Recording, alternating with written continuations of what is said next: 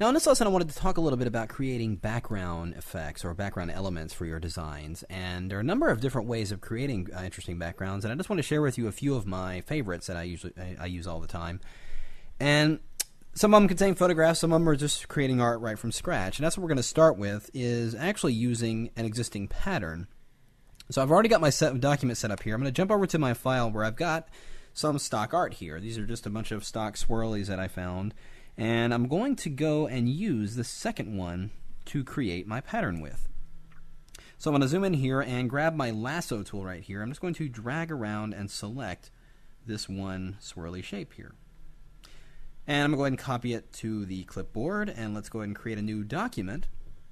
And I'm going to change, now obviously it's picking up the dimensions of the selection that I just made, but I'm going to change it because I want it to be working in a perfectly square document. So I'm going to change that to inches, and let's set this to, well, let's do 5 by 5 at 150 in RGB. Doesn't really matter.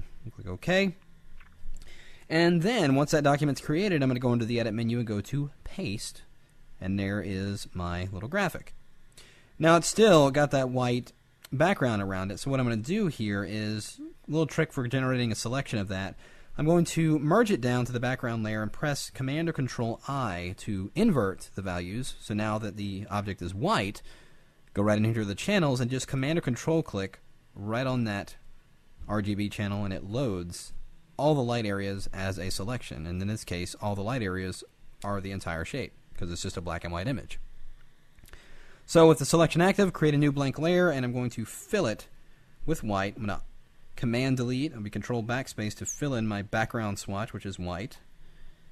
And now we can highlight that background layer and just fill it with black, and now our shape is on its own layer, and we can move it around. Now, let's start generating our pattern. Well, first thing I'm going to do is press Command or Control T and then rotate this.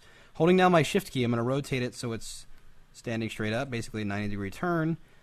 And we'll position this right about here. I'm going to drag a duplicate, or just simply press Command J of that layer.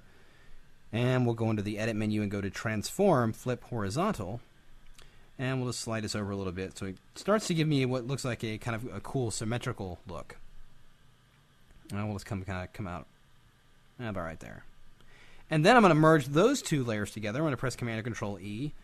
And let's go ahead and center this in the middle of my document. I'm going to press Command A to select everything and just center the alignment here.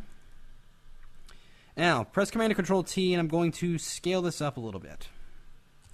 Now, here's where it gets interesting.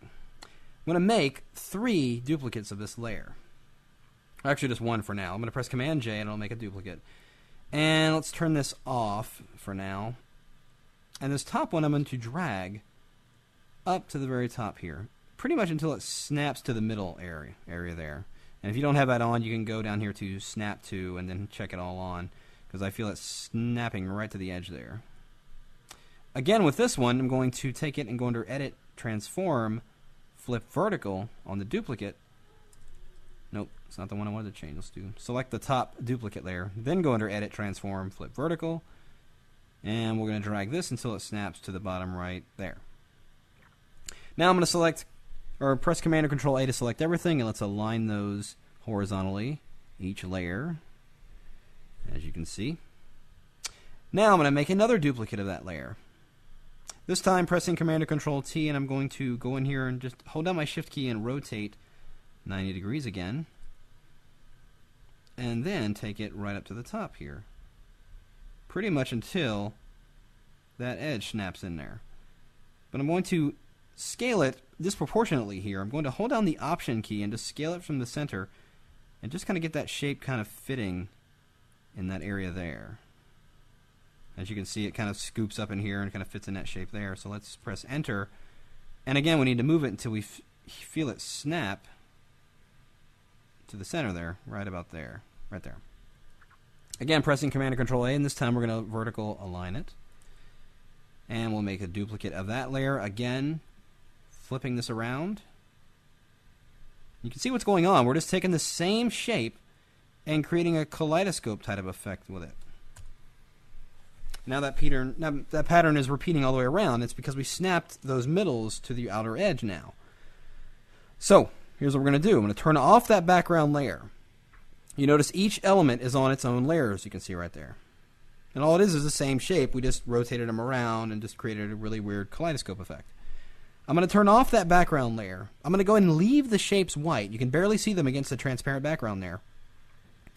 But before I do anything, basically we're ready to define this as our pattern. But before I do that, I want to take and make the image a little bit smaller. Let's drop that resolution down to 100. And now, with all those elements visible against a transparent background, let's go into the Edit menu, Define Pattern. And now it is defined. Let's go ahead and create a new document. Let's make it pretty high res. Let's make it 12 by 7 at 300.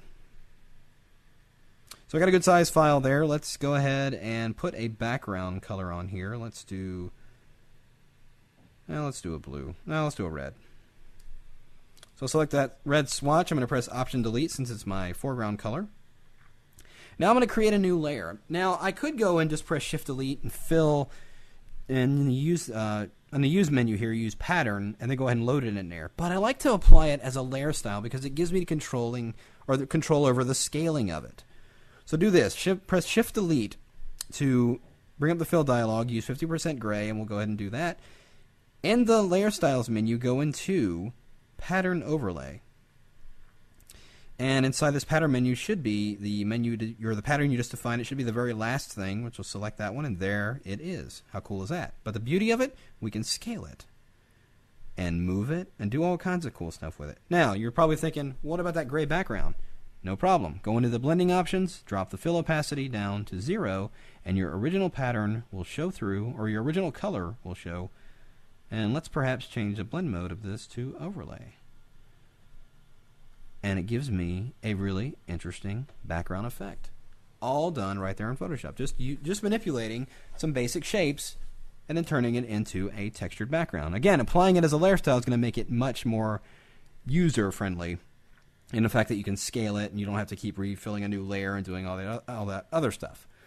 So let's talk about a couple of more quick background techniques. Here I have an image of a watch. Now this is an oldie, and this has been done over and over. A lot of people have done this technique, but it never seems to get old because it always ends up looking cool. And in my opinion, where it looks the best are watch ads. This is why I've got a watch here. Let's go ahead and create a duplicate of that. And you'll be surprised how cool this is and how quick it takes you. So let's go ahead and turn off that original duplicate and work on this one. I'm going to zoom out this document.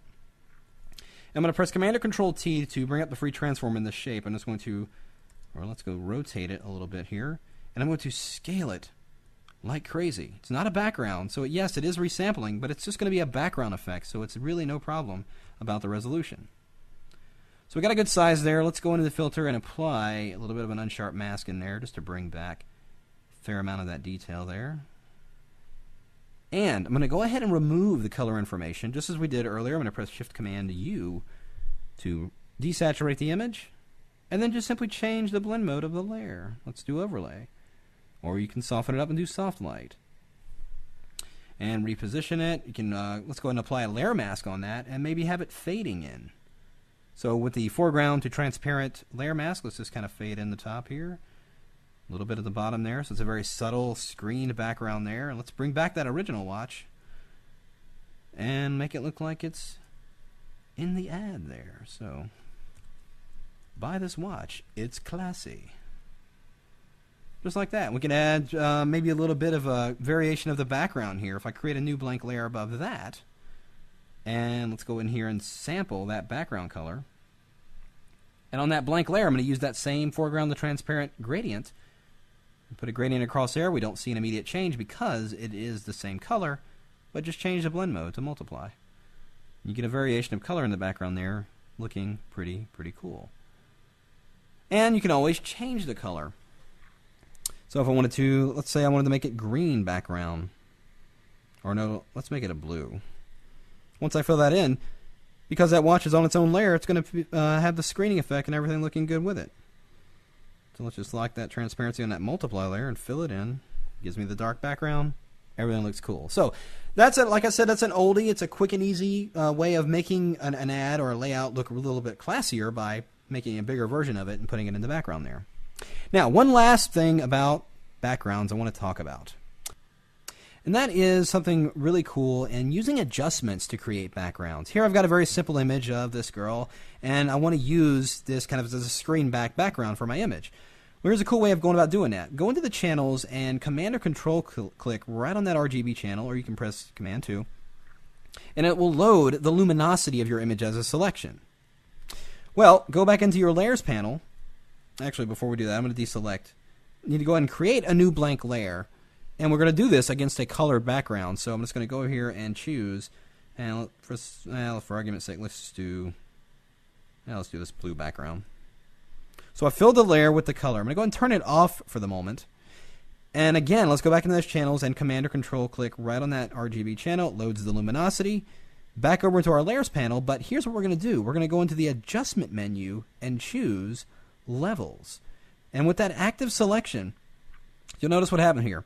It popped open the Adjustments panel with the levels ready. Here's the adjustment layer with the layer mask of the image. So if I just go in here and modify the settings here, it'll bring back that image in there. And this is just an adjustment. It's based on a selection, but it gives you that screen background effect, and you have complete control over how much or how little is seen. Just like that. So it's really just applying levels to this colored layer, and you're only seeing it through the layer mask, which is made up of that image. So it's a cool way of generating a screen back version of a background. It's not taking up a whole lot of your file, because this layer mask makes the file considerably smaller than using an actual layer. So it's another way of going about creating backgrounds in Photoshop. So that's just a handful of my favorite ways of going about creating backgrounds. Like I said, there's a number of different ways, but I hope this gives you a good place to start on generating your own very cool backgrounds.